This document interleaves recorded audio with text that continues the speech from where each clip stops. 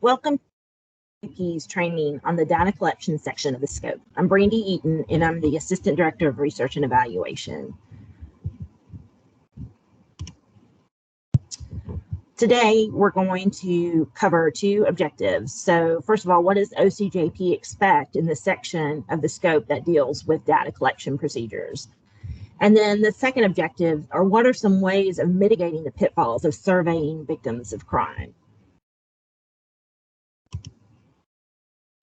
Here's an overview of what we'll cover today. We'll talk about why data collection is important to your programs, what data should be collected, and with that, in particularly, we will look at outputs and outcomes, and how is the data going to be collected.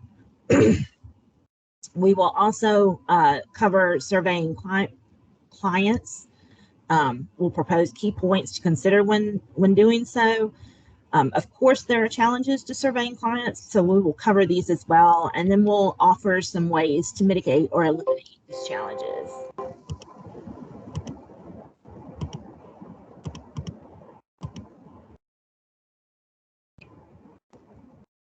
Before we get started, let's watch about a 3.5-minute video that covers a lot of what we're talking about today.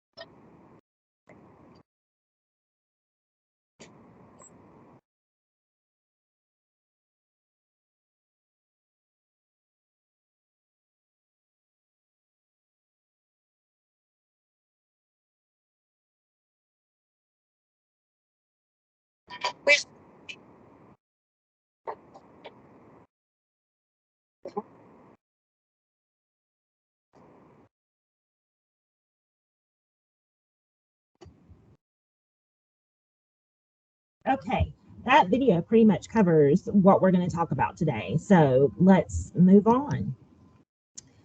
So how can data benefit your program? Well, it can provide evidence to funders and stakeholders of the agency's efforts and the results of those efforts. It can showcase the outcomes of the program and the resulting impact on victims' lives. It identifies opportunities to improve and expand service provision and accessibility. And it's a way to track project progress and monitor service delivery. So what are we really talking about here? We're talking about program evaluation. And I know that that can be a terrifying phrase. Some of the reasons in the past, research has been used against women. Funders and the public can use findings against the agency. A lot of agencies find that their personnel lack training and evaluation. Often agencies also lack the resources to do the evaluation. And last, but certainly not least, I've often heard that one can make data say anything. So I'd like to address this just for a minute. As a data guru, I'm here to tell you that's not true. The data will say what it says. It's the interpretation of the data that can change depending on the consumer of the data and the lens they're looking through. But program evaluation does not have to be scary. It can help us assess what we're doing, how we're doing, why we're doing it, who is receiving the services, who is not receiving the services, how much recipients are receiving, degree to which staff, volunteers, and recipients are satisfied, and how might we improve our programs. There's a lot to unpack in this section of the scope, so let's break it down. But before we do that, let's look at the actual data collection procedure section of the scope and an actual submitted response. So here you see the data collection procedure. I'm sure this looks familiar to you if you've had funding with OCJP before. And so it asks to specify or describe the procedures that the agency will use to collect and report the outputs and outcomes of the planned services or interventions. And so they give some examples of stakeholder questionnaires, client satisfaction surveys, case records. They want to know, it asks how will the agency document their activities, and how will the agency collect the data that they will be responsible for reporting on quarterly reports and their OCJP specific annual report. They ask, how do you evaluate the goals of the project against the data and the work that's been performed, and how do you use it to plan for the future? And then last, it wants the agency to specify how they intend to share their data with the board and with other community partners.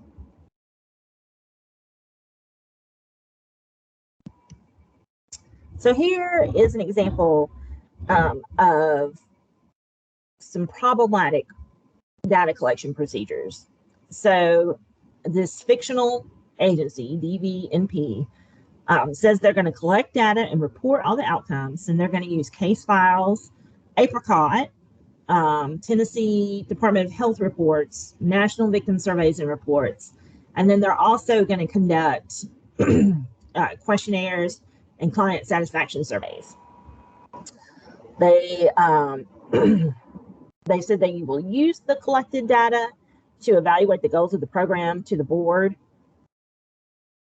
and other community partners. They will collect the data and report all outcomes from the case files in Apricot to report for the quarterly performance measurement tool reports in the OCJP specific annual report. And they will collect data and report all outcomes from the case files and from Apricot and use the data collected to evaluate the work performed and planned accordingly.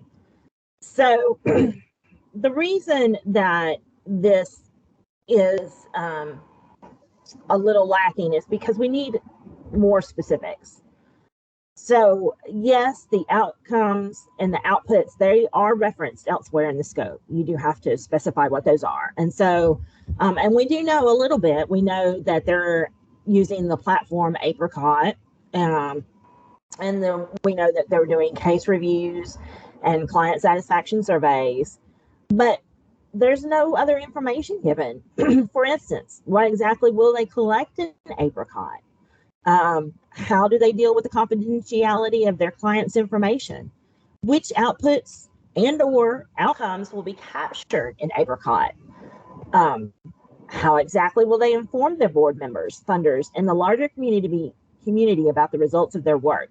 Will they write a report and send out, or will they have an interactive dashboard posted on their website? How often will the data be reviewed? So there are many questions like this that you will not find in these procedures that need to be in there. So let's start with, what data do we want to collect? Well, obviously, we want to collect the outputs and the outcomes that are specified elsewhere in scope. So let's start by looking at the difference between outputs and outcomes. Outputs link the activities or the services delivered by the program with the target audiences. The audience are those who participate in your program and will benefit from its services. So you need to ensure that these outputs are relevant. If you had a grant that was solely funding training that the agency was conducting, asking for the number of court appearances and reports issued would not particularly be relevant in that case.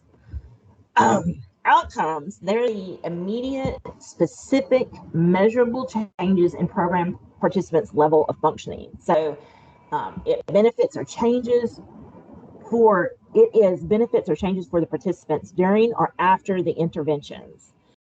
So changes in attitudes, changes in behavior, changes in knowledge, changes in skills or their status.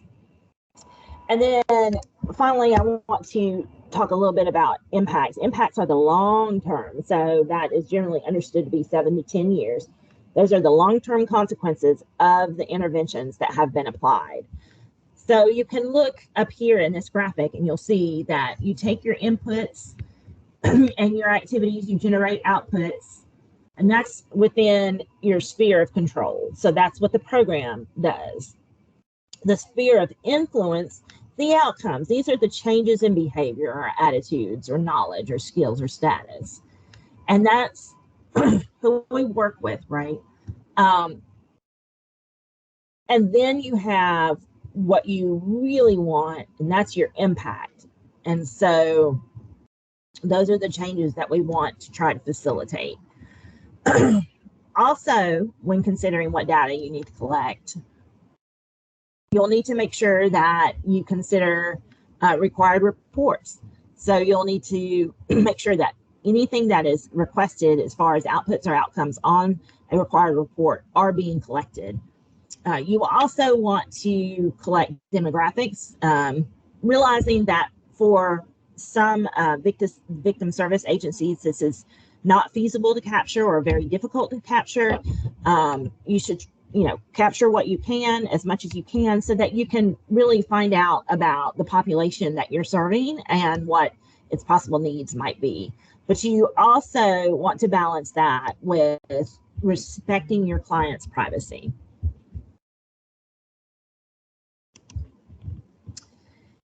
Here I wanted to show another graphic, particularly the scope alignment. So what I really want you to notice here is that the impacts of the program should refer back to the goals. So here are the impacts, and they should refer back to the goals of the program. The outcomes should refer back to the objectives, and the outputs are the results of the inputs provided and the activities performed.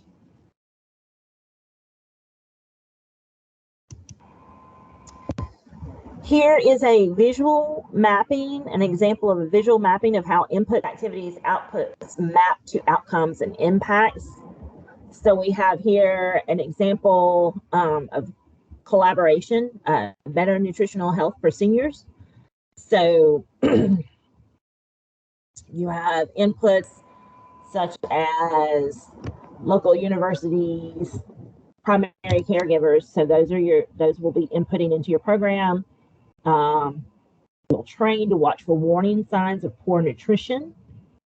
The outputs will be that the caregivers have are trained, or the trainings have been held. And then the outcome is that the caregivers identify warning signs and alert doctors. That leads to seniors maintaining health, and then the impact is that seniors continue to live in the community as long as possible. So this is just an example, a really good visual example, but this is what you should be able to do with your inputs, activities, outputs, outcomes, and impacts, that you should be able to map them.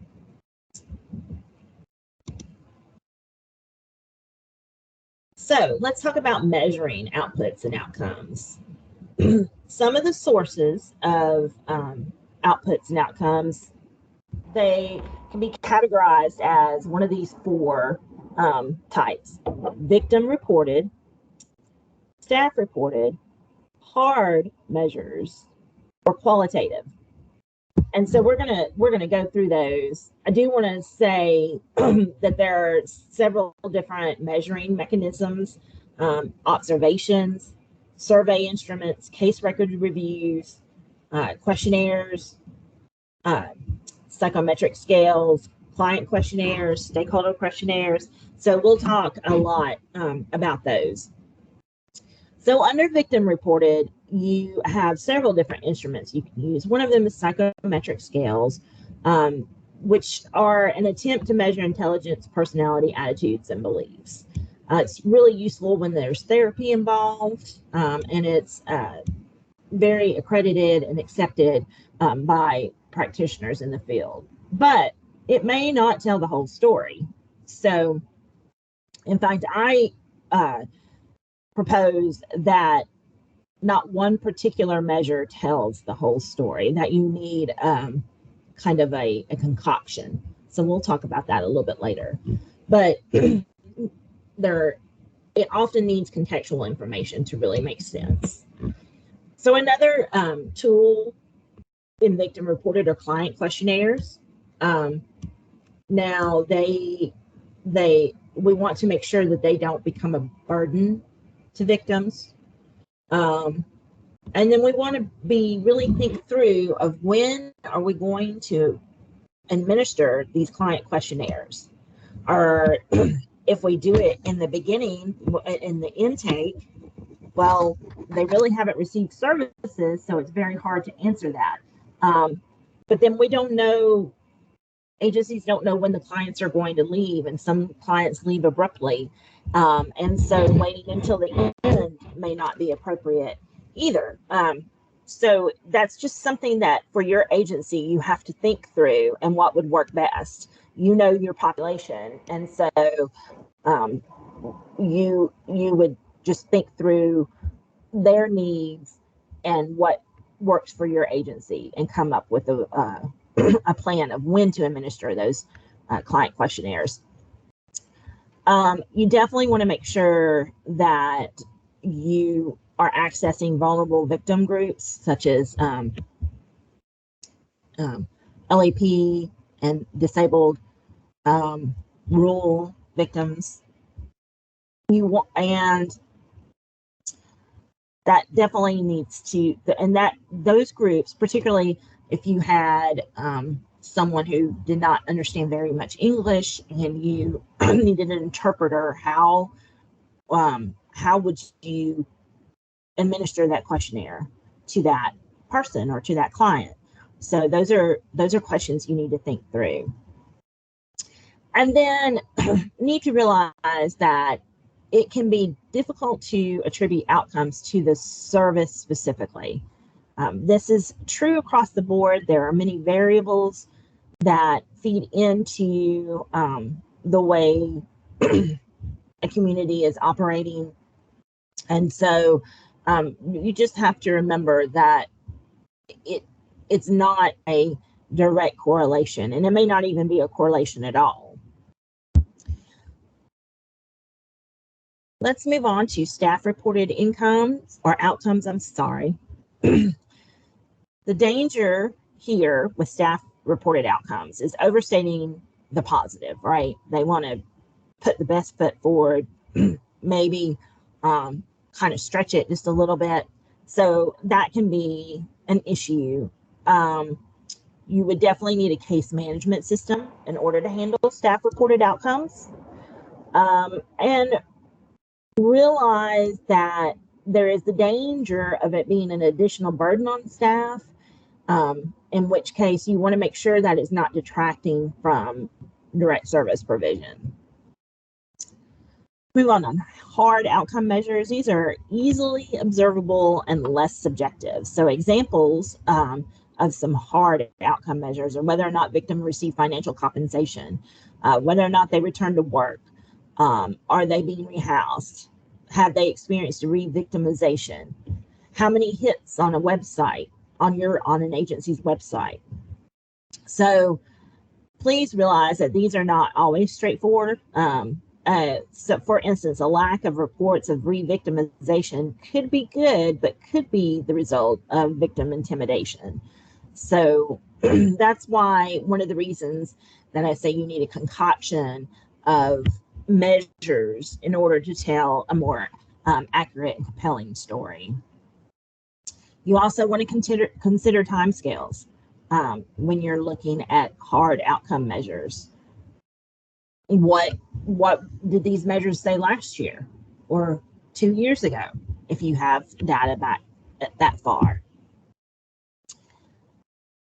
Qualitative, our last category of measures, qualitative outcome measures. These are changes in attitude, for example, improved coping mechanism, steps towards reintegration. Those are all examples of qualitative outcome measures.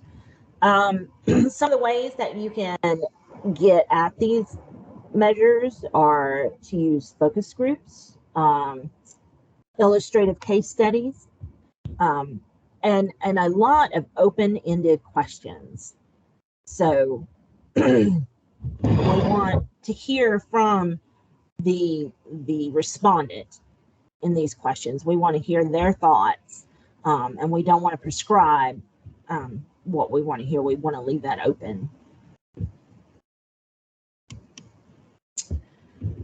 There are other considerations when you're measuring outputs and outcomes that you must take into account. So first of all, you've got to consider who is your audience. Clients, other service providers, commissioners and or funders, stakeholders, the wider community, all of the above.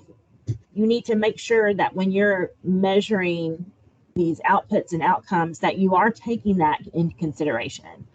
You want to make sure you tailor your outcome measurements to your service aims and objectives.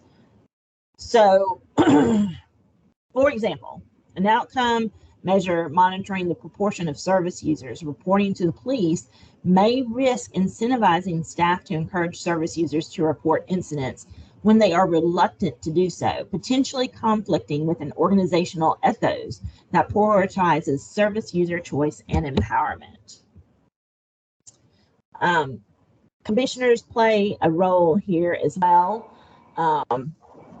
You really have to have strong collaboration between the commissioners and the service providers.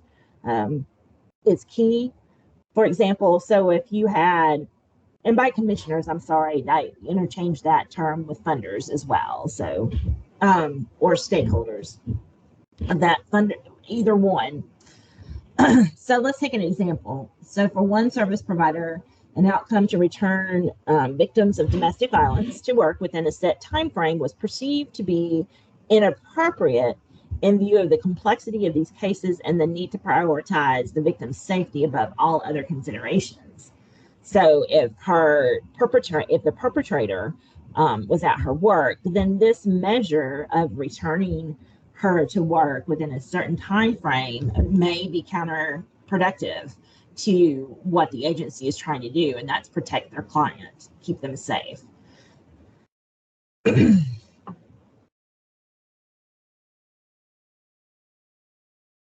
All right.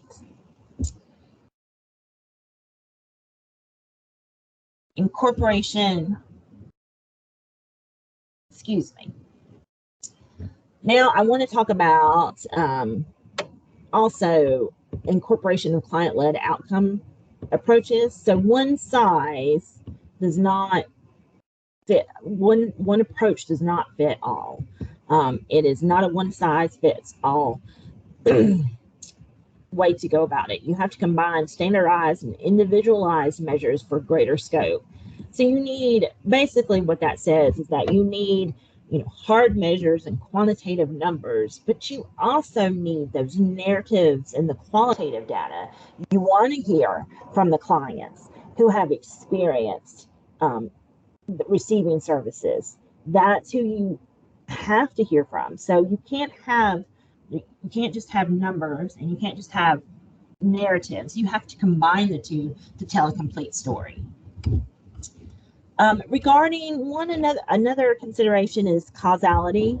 And unless you're doing a random control trial, there's an innate uncertainty. But as long as you are using evidence-based programs and monitoring and implementing as stated, then we hopefully will see the impacts that you are trying to reach. Consider your capacity and infrastructure at your agency. So there's often limited funding for outcome monitoring, and that can be a barrier to effective outcome measurement. How are you going to ensure that your outcome measurements are valid? How do you ensure that the data collected is valid? That is something that you must ask yourself. Is your agency going to do quarterly reviews? Do you have the capacity and the manpower to do so? How will you get correct data? What will you do if the data is incorrect? Will you just throw out that data point? So these are all questions that you need to think through as you consider your data collection procedures. You want to make sure that you capture change over time. So you definitely would want some baseline info, which for victim service agencies, that may not always be appropriate because the duration of the contact sometimes can be insufficient.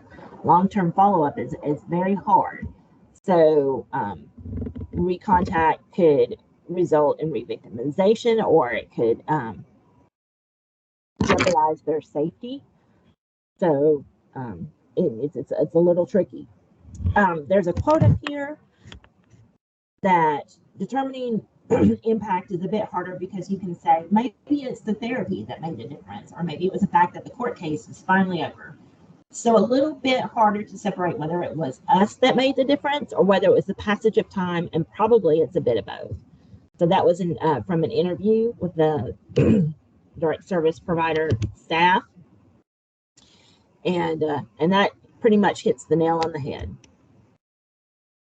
So let's look at our example again. So from the intended output section of the scope, they had said the staff and volunteer training consists of at least 60 hours of training within the national standards, and additionally 15 hours of continuing education are required each year. And then says our program will be present in all court appearances to provide advocacy and support to children. We assist with reporting to the judge and all parties involved by submitting a comprehensive, objective written report. And then here in the output section, it also talks about the VOCA required outputs. And so this question asks how many clients, unduplicated clients, do you project that you will serve in each of the victimizations? And so for the child physical abuse or neglect, they expect to serve 35 clients. And same thing with the child sexual abuse and assault, they expect 5. So let's break this down a little bit. I also think an output here is that there's at least 60 hours of training. That is definitely an output. Another output is the training within the national standards. That's a yes or no question. Another output is 15 hours of continuing education that is required annually. Present in all court appearances. provide advocacy and support to children, and writing a written report. All of those are outputs. And we talked about the projected number of clients here.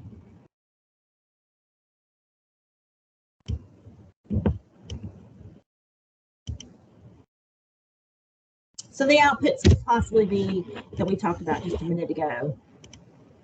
The number of trainings, the number of continuing education hours, alignment with national standards, number of unduplicated clients, number of reports issued, number of report appearances. And that's a good set of outputs that addresses what they are trying to do with their inputs and activities and interventions. Let's look at outcomes. So satisfaction feedback, of course, from advocates, guardians, the children, perhaps. Here is an example.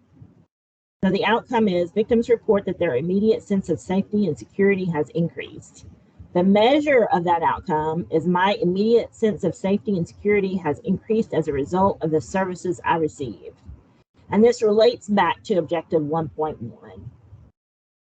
And so that is an example of an outcome and how you would go about building that. So you have the outcome and then you have the measure. And then what does it relate back to? Which goal or objective or activity does it relate back to? Some other examples besides satisfaction, increase in knowledge, increase in skills, and many others. So how does your agency need to collect and manage the data? So in those data collection procedures, here are some items that need to be addressed. Which platform or platforms is your agency using to collect and store the data? How does your agency safeguard personal identifying information? How long do you keep the data? Do you have a records retention policy? How do you make sure that the data is consistent? So when we say that, we talk about that all people are answering a question and interpret it in the same way. So that is maintaining data consistency.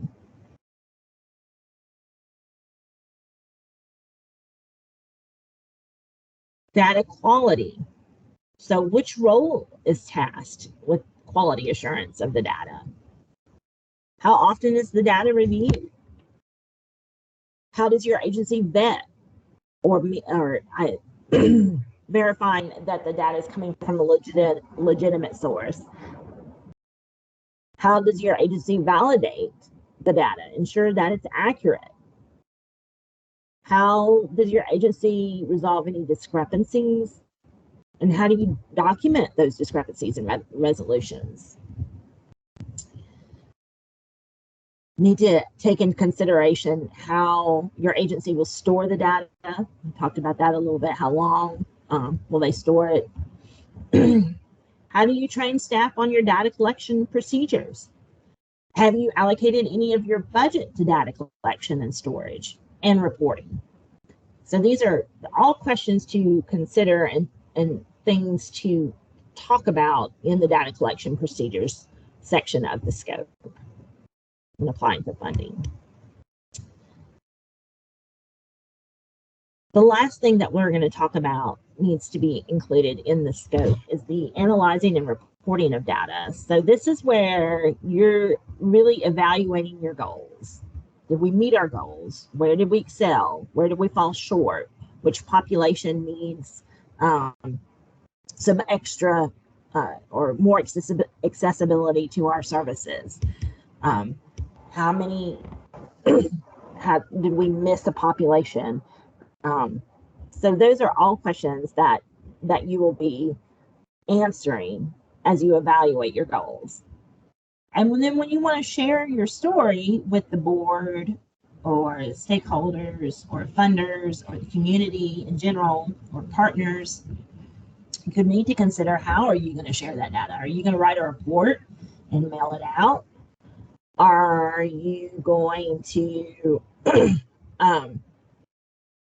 put up a database, I'm sorry, a dashboard, an interactive dashboard on your website that the public can go in and interact with? What kind of visuals are you going to use? How much data are you going to disclose? Are you going to aggregate the data? And I'm hoping the answer is always yes to that. And just remember that when you are reporting data, keep it simple. The simpler, the easier to understand. So now we'll talk about the second objective we wanted to cover, and that is surveying clients. So I first wanted to talk about some key considerations and when we're talking about surveying clients. And the first one, of course, is respecting survivors throughout the entire process.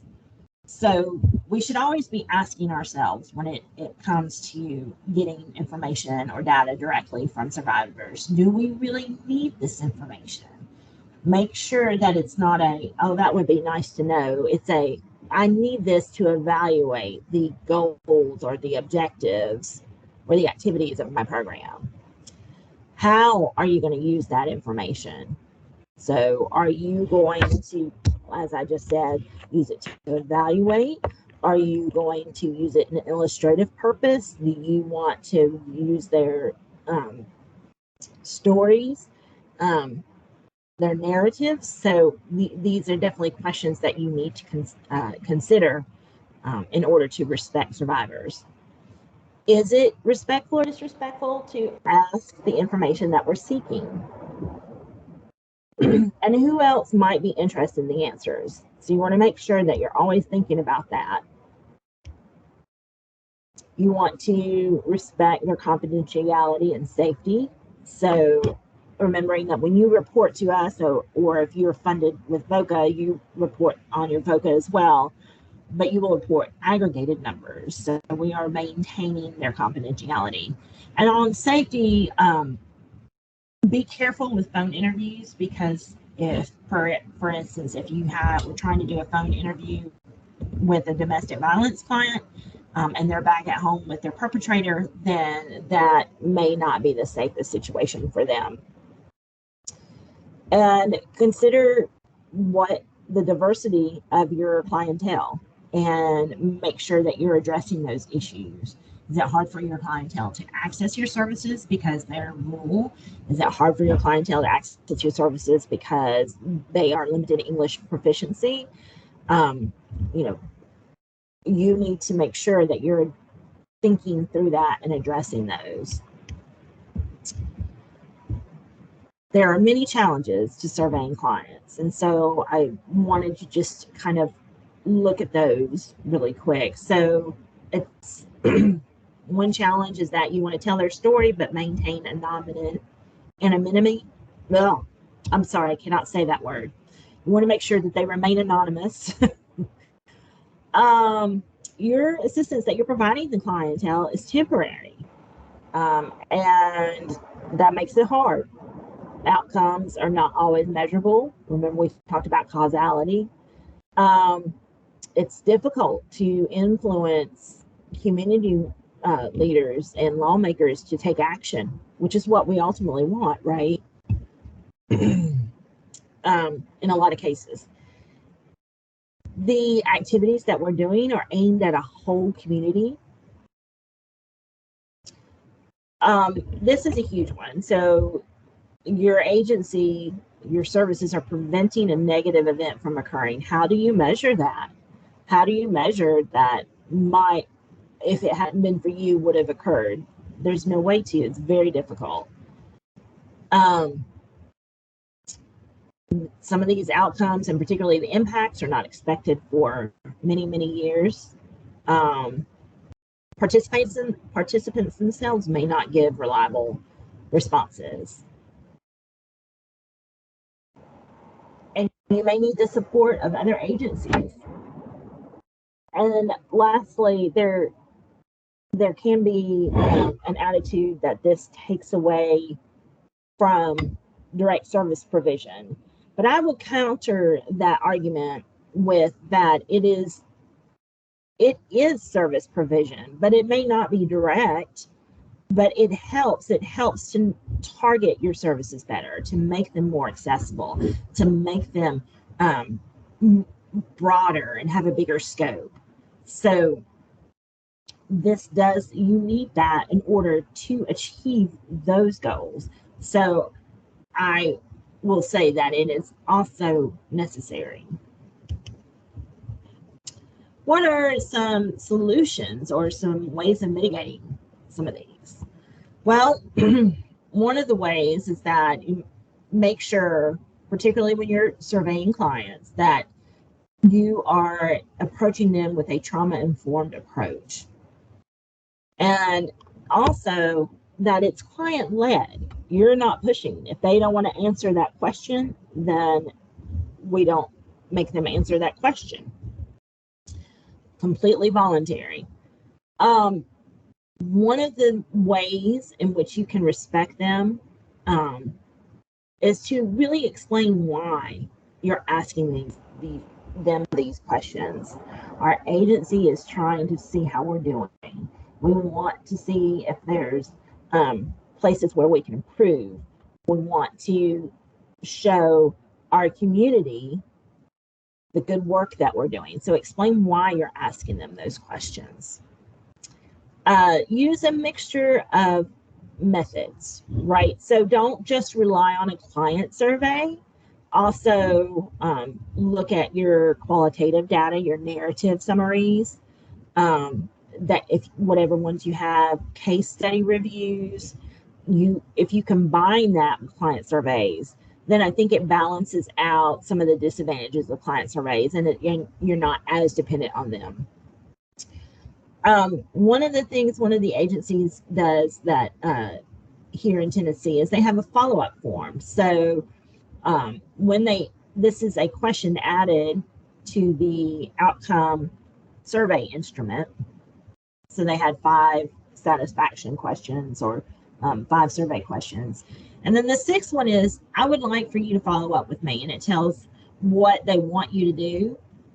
Don't follow up with me just from time to time. Tell me about new programs or services. Tell me about volunteer opportunities. Tell me about opportunities to tell my story. I would like for you to follow up with me so that I can give you more information about my experiences with your agency. So this is completely up to them to answer, but it might be a good way to try to get that follow-up data that is so important.